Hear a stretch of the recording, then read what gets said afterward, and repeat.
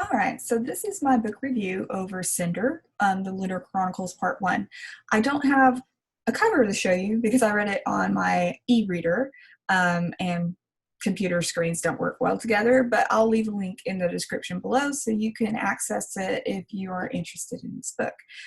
So Cinder is a fairy tale. It is a very interesting fairy tale. So let me go ahead and access here on my handy dandy phone the summary of the book. It says humans and androids crowd the raucous streets of New Beijing. A deadly plague ravages the population. From space, a ruthless lunar people watch, waiting to make their move.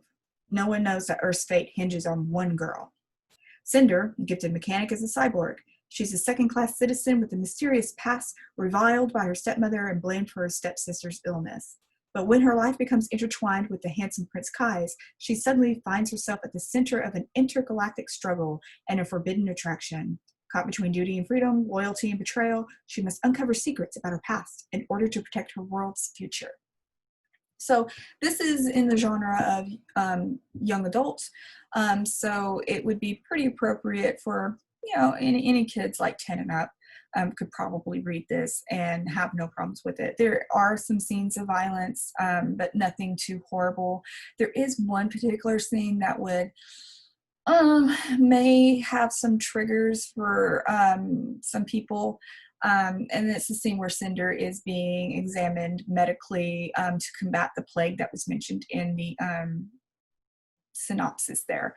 The scene is, it's spoilers, it's very reminiscent of a rape scene, but written for a young adult audience. So she is basically jacked against her will, where all her systems as a cyborg are read, and then she has blood drawn against her will, so she's penetrated in different ways by a male doctor. So that could be a little troubling for some readers if there's a history of abuse or something like that. Other than that, though, it would be appropriate, I would think. So this book is a play on the fairy tale Cinderella. It is book 1 in a series, so don't expect a resolution at the end of this series, or at the end of this book rather, because there isn't one. You've got at least 3 other books in this series to go through. What's interesting to know about this world that is built are that cyborgs are real. Cinder is a cyborg. She is treated as a second-class citizen, so we do get to see this kind of hierarchy in this new world where cyborgs are considered subhuman, and Cinderella is treated that way by her stepmother and at least one stepsister, Pearl. Peony is the other stepsister who is very loving. Unfortunately, Peony succumbs to the plague in this book, so that's an impetus that really drives Cinder towards the latter third of the book. We see all the traditional hallmarks of Cinderella here. We have the stepmother stepsister situation, the verbal and mental abuse situation going on with Cinder. We have a version of the pumpkin carriage in the guise of an old broken down orange car that Cinder fixes to try to escape. We have the destruction of Cinder's ballroom gown. Essentially, Prince Kai gives her these really nice fancy gloves, and her stepsister Pearl, muddies them up and puts grease and stuff all over them and like messes them up. So we have that symbolic destruction. We have a fairy godmother of sorts in Dr. Erlin, the aforementioned doctor that did the experiments on Cinder, which is kind of a weird reversal of his character there towards the end of the book, but we have it, and it is at the end of the book, which kind of puts that scene out of the typical sequence of Cinderella. But Dr. Erlin essentially shows up with new parts for Cinder. It's like, hey, here's some new parts. Go be free. And then we have the loss of the slipper, which in Cinder's case, because she's a cyborg, due to some circumstances, she loses her nice foot, has to put on a crappy foot, and that falls off when she's running away from the ball, which causes her to be captured. And so let's discuss that. In this book, we get the big bad setup, which is Queen Levana from the Lunar colony. These are a race of beings that were once human, that had colonized the moon, but now are no longer human. They have fairy glamour, and Queen Levana is the stereotypical queen of every fairy tale.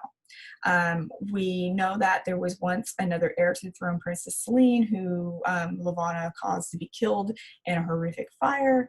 And so Prince Kai is now stuck in the situation of war on Earth with Lunar colony, or does he marry Queen Levana and prevent the war and also get the antidote to the plague that Queen Levana just so happens to have?